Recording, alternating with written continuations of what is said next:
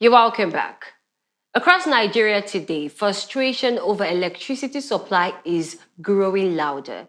In many cities and communities, power outages have become more frequent in recent weeks, leaving households and businesses struggling to cope. Refrigerators cannot preserve food, small businesses are forced to rely on expensive generator fuel, and daily life is constantly interrupted by sudden blackout. Here in Enugu, residents have even coined a nickname for the electricity distribution system, calling it Eweta Ewelu, a sarcastic way of describing power that appears briefly and disappears the next moment. While Nigeria has long struggled with unstable electricity, many people believe that the situation has worsened recently, raising serious questions about what is really happening within the power sector. At the same time, the conversation is evolving. The new Electricity Act of 2023 has given states the legal authority to participate directly in electricity generation, transmission, and distribution. This raises an important question for Enugu State beyond the complaints about supply. What concrete steps are being taken to explore the state's own energy potential and improve power reliability for residents and businesses? To help us unpack these issues, from the current electricity crisis to the opportunities for state-level solutions, I am joined now by Mr. Samson Uko. He's a public affairs analyst to examine the realities of Nigeria's power sector and what the future might look like. Mr. Samson, you're welcome. Yeah, thank you. Thank you. Thank you. Oh, why the laugh? It's crazy what's going on. What's going on? We have fuel here, we have electricity. It's just, you don't know where to hide. Yes, it's coming in at the same time. If you say, okay, I don't want to use NEPA or light, let me use my generator, you almost cannot use it because we know what is going on with the fuel. 1,200, 1,250 something. There's a war in Iran. Yes. And down here in West Africa, we that is an oil-producing nation, we are feeling the effect more than the very nation where the war is going on. You know, it's very crazy. It is. But what exactly is happening in the power sector that is causing these frequent outages? The lights, it's just been a lot around this area. I mean, what is going on now is a manifestation of neglect. Neglect? Yes. The political leaders have neglected this power sector, which is also what they have done across board. I mean, there is almost no sector in the nation that you can say that our leaders really focus on and doing what they are supposed to do. I mean, look at the education sector. Look at the health sector, the security sector. Things are just going down, right? I mean, and now, because they are not really funding this sector, I mean, we see these electricity generators, the GENCOs and DISCOs coming out to cry that they are being owned trillions upon trillions. I mean, they are being sometimes called to a round table, there are promises being made, but implementing those promises, I mean, funding them, releasing the funds, we don't see it happening. And these things are bound to happen as long as these leaders don't do the right thing they're supposed to do. Okay, I think I need to go over to the GENCOs, right? Because whatever is happening in the national really affects us currently. I was watching an interview where one of the big officials from the GENCOs was speaking on one of the television stations here in Nigeria, and she was appealing to the president to please offset the debt. That she knows, yes, there are different frameworks to make payment. The 6.6 trillion, it's actually a lot. But what I want to ask now, how serious is this debt issue and how is it going to affect electricity generation in Nigeria if the GENCOs shut down? No.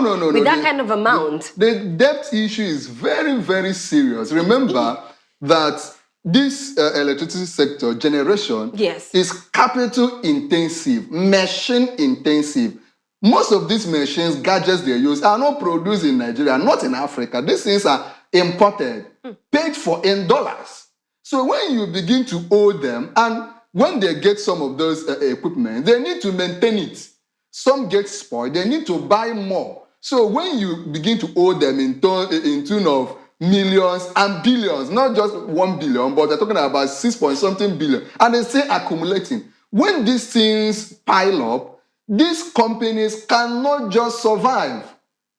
they can't survive. They will not be able to buy more materials. I mean, some of them need gases to operate. They need to pay their staff. They can't do these things without funding. And when the government is maybe giving just promises and not funding them, and this will accumulate as the months go on, the years go on, our administrations comes and goes. When these things are not funded, what is happening right now is that we might get to a point where the national grid will fall like more than 5 times in a month. I mean, it used to be something that happens once in a year, or maybe at most thrice in an administration.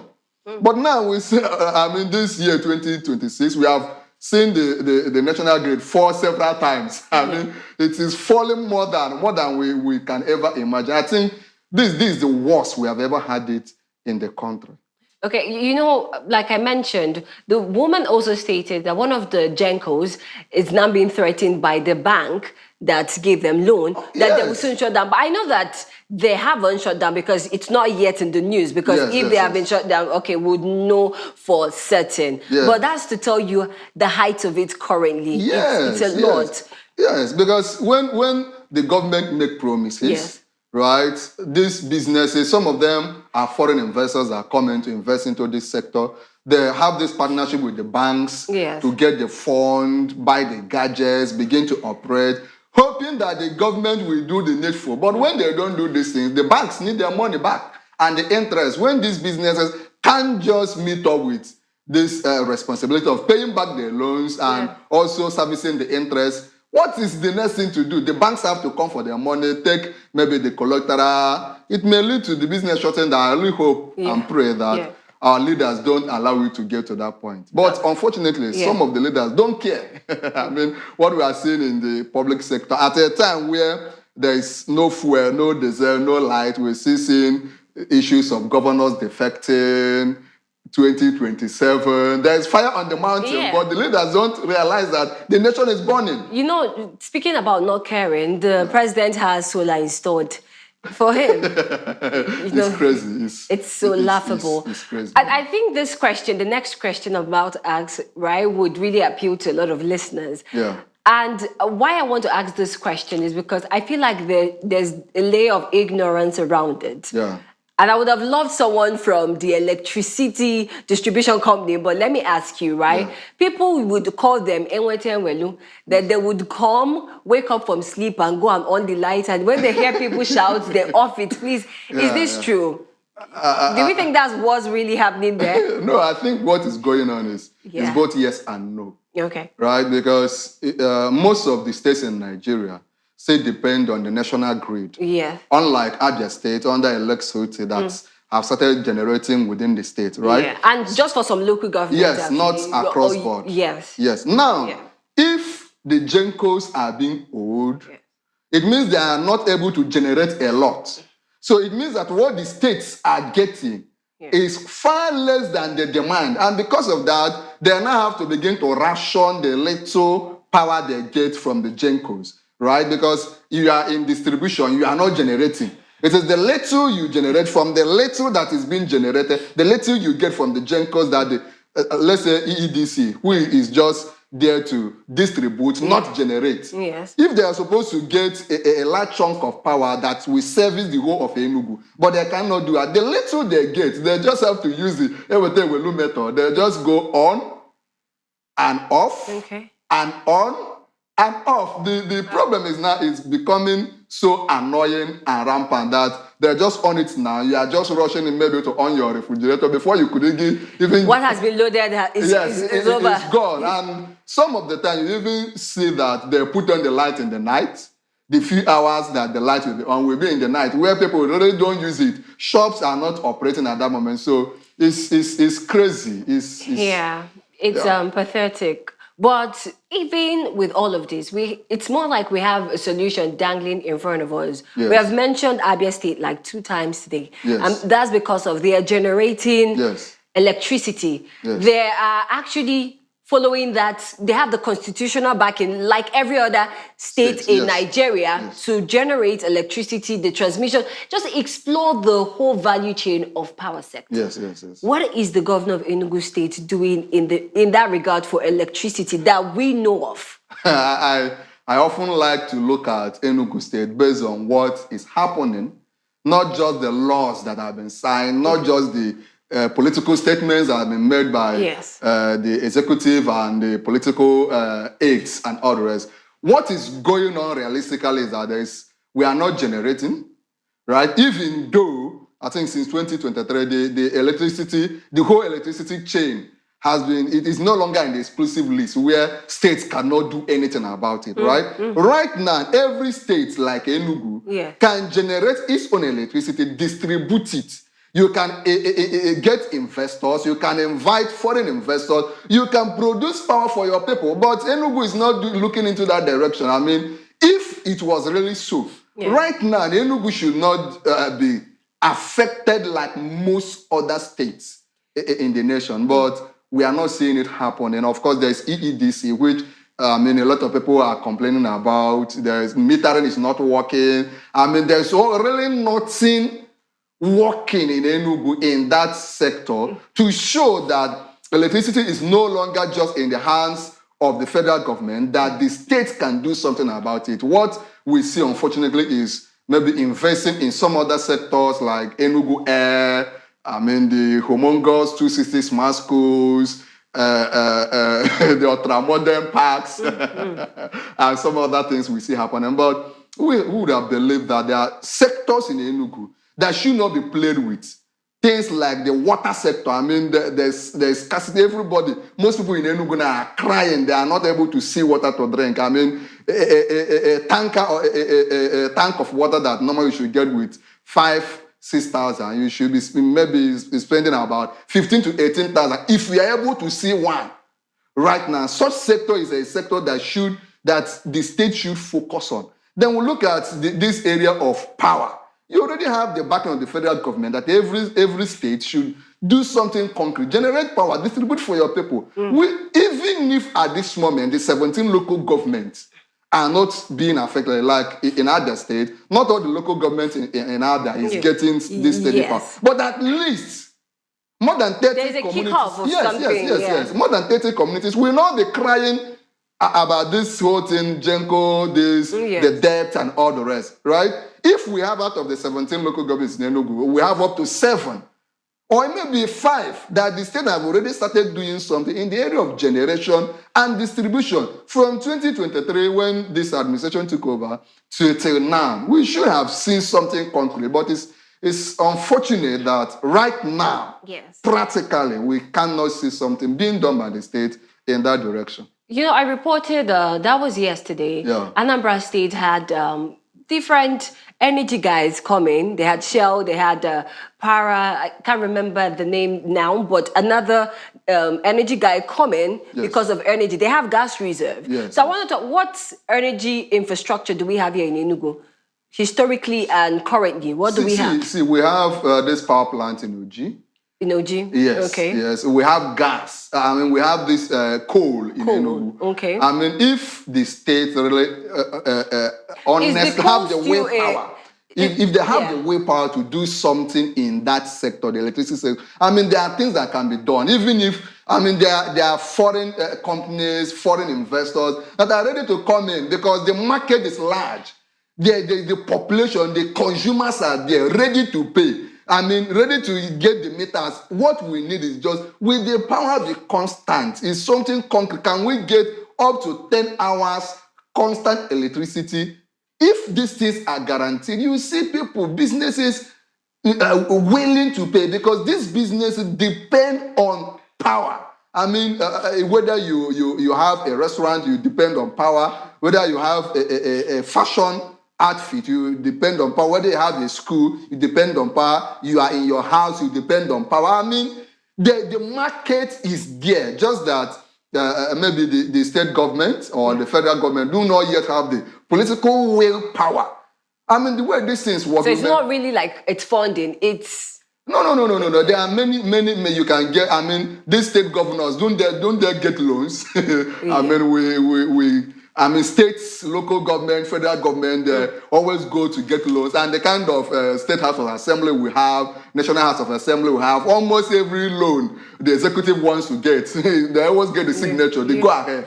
So if they actually want to get foreign funding to invest realistically and seriously in the electricity area, both generation and distribution, I mean, they are foreign backers, they are foreign companies, I mean, they are funders that will be ready to fund these things, just that they are not willing to do that. Yeah, because I was going to ask that question, right? Why is electricity? Because electricity would be what would definitely drive industrialization of Yes. any state and country. Why Yes. is it not giving priority? And things like aviation is beautiful. Yes. But electricity Yeah. is there and it's not giving priority. No, no, the same reason why we still have issues, why sectors, critical sectors like the electoral sector, INEC, is not working. I mean, fuel is, I mean, when this current APC took over, the current administration, we were buying fuel at, I think, 200 or less than that. And they now have to climb to 800 to 1,000 and all the rest. I mean, the same reason why there is no concrete investment. Hold on a second. You said we were buying fuel for 200. Per liter, before... Buhari. Didn't you remember the statement, what is it called? Subsidy is gone, right? Of course, we know subsidy. But were we buying fuel for 200 around? I think there was a time we were buying less than that, even. Less than that? Yes, we've never in Nigeria under... I think we were buying around 500, 600. No. It has not Buhari. been that. Yes. It has... There was a time, in the recent past, that you could get a liter for 200 to just around that 200 range. Okay. But once we got that declaration that subsidy is gone, everything went so up. Now, it is the same reason why we are buying fuel at that time. There's corruption in the health sector, in the electoral sector. There is no concrete investment in the education sector. That is the same reason why the power sector is not working. I mean, everybody knows that a state needs serious attention in the area of water and electricity. But the same reason why, it's as though the political leaders do not have the willpower to make the nation work. I mean, there is endemic corruption, there is embezzlement of funds. I mean, most of these leaders will prefer to maybe do some humongous projects that really do not affect the life of the common man. I mean, how many people in Enugu will even use the airports? I mean, Nigerians. How much are they? The recent ranking ranks Nigeria as one of the poorest, if not the poorest country in the world. A lot of Nigerians live in less than $1 in a day. I mean, many people cannot take 3 square meters. And in a situation like this, the political leaders are prioritizing things like buying, new fleets of airline, humongous projects, ultra-modern this and all the rest. Why things that can affect small businesses, stimulate the business ecosystem, which will automatically enable small businesses to survive, employ more people, stimulate the economy, reduce unemployment, reduce poverty. But it appears that because there's this arrangement that this nation will not work, this state will not work, that is why these sectors are being neglected. They know that these things are important. Look at an average politician. They take their children to the best of the best schools. In Nigeria and outside Nigeria, you almost cannot see their children in public schools. But they do, because they do not invest in this, and they know it is important. They know electricity sector needs funding, health sector needs funding, educational sector needs funding, security needs to be funded. But because there's this lack of political willpower, they will not do these things.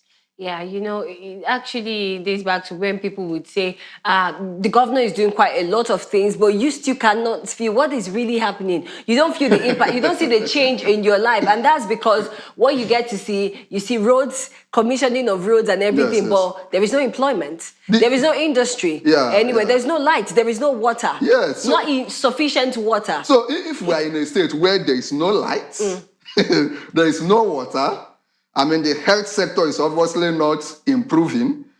Then the transportation cost is something else. I mean, the keke drivers, the minibus drivers don't even know their fate at the moment, whether they are going to be removed or whether they will continue in a state where there's a lot of demolitions. Most people whose shops were demolished have not gotten back to their feet. Some have returned to the villages. Some could not survive it, right? And when these things are happening, people don't have water, there's no electricity, and you say that the state is working. Maybe we still need to redefine what it means for a state to work. Okay, so if Enugu is to go in that path of generation, what kind of investment and partnership would you really say that they need to bring in? What kind of investors? What kind of partnerships? These things are not rocket science. It has been done. I mean, we see what Professor Barton Naj did for is able to do. So, and good thing, he is even from Enugu State, right? So why not the state call him to the table and say the same thing you have done to this place? And he is able to do that because he got a level playing ground. He was welcomed in that place. That's why he's able to do that. What stopped the Enugu State government from calling, he's our son, who we should be proud of? So the same thing you have done for this state, come and do it. I mean, Abia State and Enugu is very close. Replicate the same thing. We'll give you all the support. We'll give you the level playing ground, tax holidays, just anything you can. Also, there are several other foreign investors that are interested in the power sector. We have Ujiriva Power Plant, which is... it has been moribund since 2004. The same reason why Nigerian refineries are there, but not working. It's the same reason why Ujiriva Power Plant is not working. There is little or no political way to make these things work. It's a lot. It's a lot. But before we leave, what practical step that you think both federal level, state level should do to take Nigeria away from this cycle of recurring electricity crisis? The same thing we have been talking about all this. Okay, so we should advocate for every state to start generating. That is one in the long term. Okay. But at the immediate, let the nation settle the debt of this generating companies. Because if you don't fund them, there are some things you should not just wish away. We cannot just say we are doing something about security without funding it. You can't just say that education will improve without funding it. You must be able to fund these critical sectors. And the money is being generated by the state. These humongous loans we see the Tinubu administration getting. Where are these things being channeled into? I mean, look at the amount of money that is being budgeted for the next election. INEC has already submitted, I think it's in the trillions, right? It is in an election that most likely will not give us the kind of leadership that the average Nigerian has been yearning for all the years. We saw what happened in the 2023 election, I mean, the glitches and all the rest. So if we can earmark such trillions for INEC and all the rest, at this moment, let the nation become serious. Even if you cannot offset all the debt, the 6 trillion, I mean, give them some amount, be serious about it. These are the things that we begin to give life to the national grid. It will stop falling as frequent as it is doing. Then you become committed, right? Gradually, you set up the debt, get foreign investors, give them a soft land place to operate. Just be sincere with it. If these things are done, I mean, there are nations, even in Africa, that you cannot talk about the national grid falling. You cannot talk about this nature of epileptic power supply. And these are nations that we are far richer than. These are nations that do not have as much natural resources as we do have in Nigeria. So if we do have these resources, let the political leaders use these things for the good of the common man. All right. We still have a long way to 2027, but, you know, the president said that if he doesn't deliver on electricity, that you shouldn't vote for him. That is it. And I think this is something that every Nigerian must take serious. We should stop making excuses for political leaders, right? He said you shouldn't vote for him if he doesn't deliver in that area. Very clear. So I feel like maybe before 2027, electricity will be all good. No. Then if it's not all good, so should we do what he said we should do? You see the way the nation works. Sometimes I blame the Nigerian citizens. We make a lot of excuses for these political leaders. I mean, the things that happen in Nigeria cannot happen in any other place in the world. The kind of political leaders in Nigeria are among the luckiest in the world. The things Nigerians tolerate cannot be tolerated in any other place. I mean, revolutions have happened in several nations just because the price of bread was increased.